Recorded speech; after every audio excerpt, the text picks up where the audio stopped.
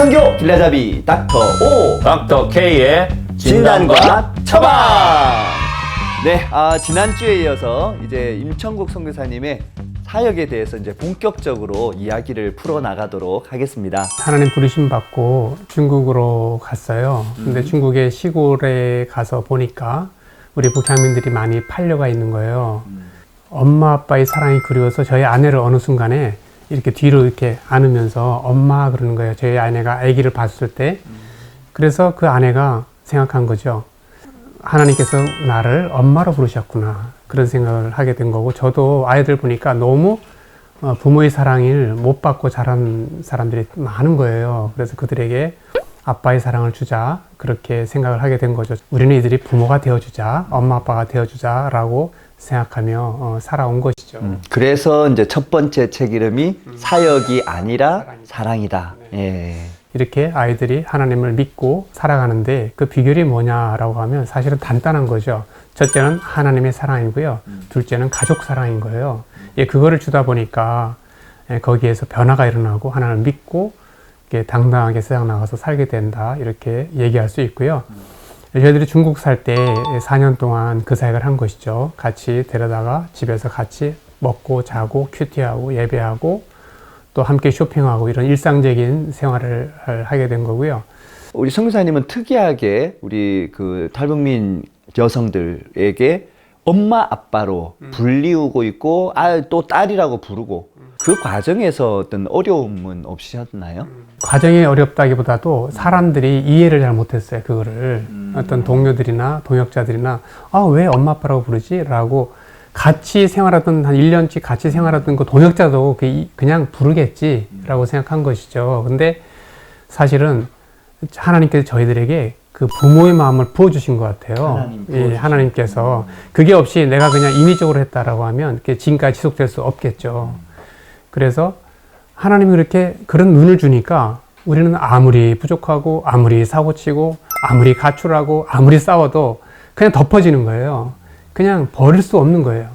그래서 사실은 하나님이 저희들에게 하나님 마음도 부어주셨지만 그 부모의 마음을 부어주셨기에 그 사역을 지금까지도 감당할 수 있다 이렇게 생각합니다. 북한에서 오신 분들을 이렇게 대할 때 먼저 온 통일이다 하고, 그리고 이들이 앞으로 지도자가 되기를 원하고 사역자가 되기를 원하고 또 통일에 기여하는 사람이 되기를 원하잖아요.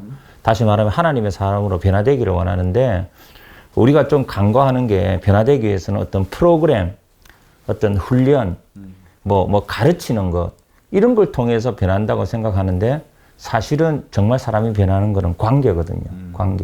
관계의 어떤 깊이 있는 관계의 질을 통해서 우리도 하나님과의 관계를 통해서 우리가 변하잖아요. 그래서 진정한 사람의 변화는 관계에서 오는 것이다. 이런 말씀 드리고 싶습니다. 네. 중국 사역이 지금 이제 4년 동안 그렇게 하셨다는 이야기를 하셨는데, 거기서 그래도 이제 굉장히 깊이 또 감동이 있는 그런 스토리가 있으면 한번 이야기를 해주시죠. 2011년 11월 14일 신혜라는 아이를 만났어요. 그때 최초로 만난 아이들이 4명이 있는데 같이 생활하면서 사는데, 처음에는 서로 늘 그렇듯이 서로 다투는 거예요. 이틀이 멀다가 다투고. 근데 그 중에 신혜가 조금 약간 특별한 거예요. 주에도 또 특별한 아이인데, 뭐냐 하면 싸우고 나서는 자기가 금식을 하는 거예요. 그러니까 싸우는 것도 막 싸우는 게 아니라 서로 갈등이 있는 거예요. 근데 금식을 하고 그거를 영적으로 돌파를 하는 거예요. 그래서 이제 생활하면서 그렇게 예전에서 4개월 동안 마치고 갔는데, 수용소에서 그 아이가 사역을 하는 거예요. 사람들을 돌보고 같이 밥 먹고 양육하고 아침부터 저녁까지 자기 언니 이내랑 둘이서 그걸 하는 거예요. 수감자의 그냥 한 사람인데도 한 사람으로서 불구하고 같은 탈북민들을 섬기는데 너무 잘하는 거예요. 어떤 때는 쟤는 나보다 낫구나 라고 생각될 때가 몇 번 있었던 거죠. 그래서 참 태국에서 수용소 생활 1년 마치고 미국을 들어갔어요. 산호세라는 곳에 갔는데 신앙생활 잘하고 또 신학 공부를 시작했어요. 하고 또 치기공을 배우게 되었어요. 근데 처음에는 8불에 시작해가지고 25불, 시간당 25불까지 받는 거예요. 한 1년쯤 지나니까.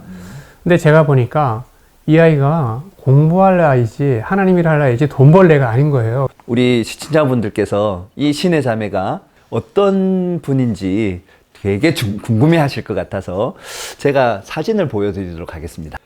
이 책에 바로 여기에 있는 자매가 바로 신의 자매입니다. 이 신의 자매가 그 북한 땅을 바라보면서 기도하는 모습을 주빌리안 TV 우리 조은아 팀장님께서 이렇게 그려가지고 이렇게 아름다운 표지가 나온 건데요. 이렇게 또 그림으로만 보는 건 만족할 수가 없으니까 요즘에는 다 온라인으로 연결되어 있는 시대 아닙니까? 줌을 통해서 우리 신의 자매를 직접 만나보도록 하겠습니다. 가보시죠. 안녕하세요. 안녕. 우리 신의 자매 이렇게 만나서 반가워요. 반갑습니다. 옆에 있는 분은 누군지 좀 소개해 줄래요? 잘생긴 남자입니다. 신의 자매가 어떤 면이 제일 마음에 들어서 말 잘해야 결혼을 돼요. 결정을 했어요? 저의 스타트와 배경과 경험을 정말 잘 공감해 주었어요, 신의. 그 부분에서 정말 다른 사람과 비교할 수 없는 어떠한 공감대가 있었고, 야외에서 달리는 것도 같이 하고 운동을 하면서 이런저런 대화하면서 계속 깊어지고, 그래서 결혼을 언행하게 되었습니다. 아빠하고 이렇게 양육받는 과정에서 제일 기억에 남는 게 뭐예요? 4개월 같이 있으면서 뭐 성경 공부하고 이런 거 다 떠나서 그 시간 많이 보내줬어요. 그러니까 같이 음식을 하고 뭐 쇼핑도 같이 가고 그러면서 이게 오시네하고 아빠 사이에 어떤 그냥 다른 남남이 아닌 어떤 가족 관계 어떤 그런 시간들을 많이 보내줬던 것 같아요. 저가 미국에 와서 혼자 살면서 내가 여전히 사랑받는 딸이라는 거를 그런 아이덴티티를 가지게 하는데 되게 중요한 시간들이었던 것 같아요.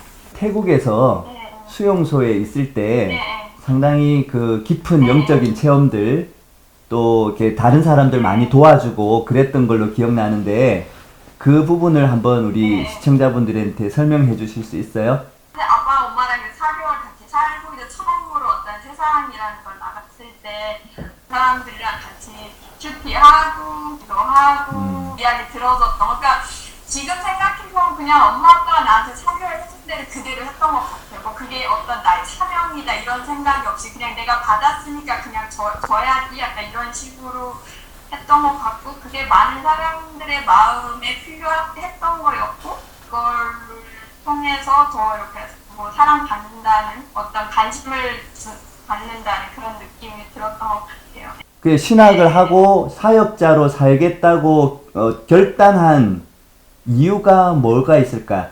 네, 엄마 아빠가 하는 어떤 그런 행동이나 어떤 그 신앙의 어떤 그런 뿌리가 저로서는 실은 이해하기 상당히 어려웠어요. 그러니까 왜 이렇게 하지? 내가 세상을 살아보니까 이렇게 하는 사람이 없었는데 왜 정말 남남 같은데 남남으로 안 느껴지고 나한테는 아빠 돼주고 엄마 돼주고 이제 나를 위해서 정말 희생을 해주지 이제 그런 것들이 인간적인 어떤 시선으로 이해가 안 됐던 것 같아요. 뭐 아빠의 어떤 그런 행동들, 엄마의 어떤 그런 사랑 그런 것들을 받으면서 이분들이 믿는 하나님이 어떤 건지 좀 되게 궁금했어요. 교사나 선교사 이런 걸 다 떠나서 그냥 나는 엄마 아빠처럼 살고 싶다 이제 그런 생각 때문에 신앙을 했던 것 같아요. 신의 자매 앞으로의 계획 그리고 기도 제목이 있다면 한번 우리 시청자분들한테 나눠주실래요? 서 있는 곳에서 정말 주변 사람들한테 제가 줄 수 있는 모든 것들을 나눠주면서 그렇게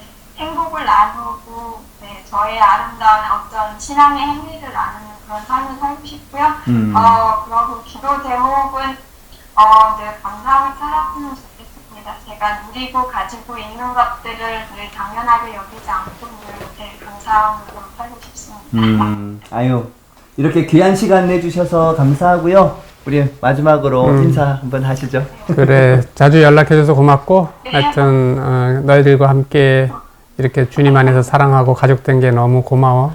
네, 이렇게 줌을 통해서 이렇게 만나고 나니까 아마 우리 시청자분들께서도 감동적인 시간이었을 거라고 생각이 되는데요. 우리 대부분의 이제 탈북민 사역에 있어서 많은 분들이 어려워하고 힘들어하는 것이 이런 열매가 없는 것 때문에 많이 힘들어하는 것 같아요. 탈북민들이 교회 정착에 좀 어려움이 있고 또 힘들어하는 그 부분에 대해서 우리가 현황도 짚어보고 또 또 처방을 해보는 그런 시간을 마지막으로 가졌으면 좋겠는데요. 탈북민들이 한국에 들어와서 교회 정착하는 게 굉장히 쉽지 않습니다. 여러 가지가 있는데 그중에 문화 차이도 있고 탈북민 교회가 준비되지 못한 부분도 있는데 10 내지 20% 정도가 교회에 출석한다고 볼 수 있고요. 근데 제3국이나 중국에서 양육받은 사람들은 그 배 정도가 정착을 한다고 저는 기본적으로 생각을 해요.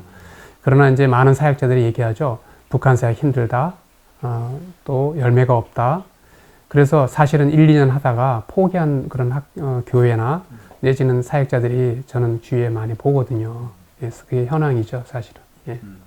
결국 이제 열매라는 것은 그 사람이 변화되는 것, 진정한 그리스도인으로 거듭나고 그리스도인으로 삶을 살아가고 헌신자가 되기 이전에 삶이 달라지는 그게 필요한데요. 사람이 달라지는 것은 프로그램으로 되지 않습니다. 복음으로 사람이 변화되기를 기대하면서 너무 쉬운 방법으로 하려고 해요. 예를 들면 교회에서 뭐 생활 지원을 한다거나 학비 지원을 한다거나 그런 물질적인 필요를 해주면 그냥 예배만 드리면 변화될 거라고 생각하지만 그렇지 않거든요. 관계가 없는 어떤 그 모든 것들은 그냥 외적인 것으로 끝날 뿐이다. 내면적인 변화는 이끌어내지 못한다. 솔직히 말해서 엄마 아빠가 되어준다는 것은 쉬운 일은 아니에요. 그리고 모두가 엄마 아빠가 될 수 있는 것도 아니고 그렇다면 최소한 친구 되어주는 거, 그냥 식구가 되어주는 그 정도만 해도 필요한데 오늘날 한국 교회에서 그 부분이 부족하다는 거. 탈북민들을 돌보고 싶은 마음은 있는데 실제적으로 어떻게 해야 될지를 모르는 분 때문에 고민을 하시는 분들이 많이 계실 거라고 생각이 되는데요. 이 다음 시간에 그 부분에 대해서 더 깊이 있게 다루어 보도록 하겠습니다. 통일선교 길라잡이 닥터 O 닥터 K의 진단과 처방! 좋아요와 구독은 사랑입니다. See you again.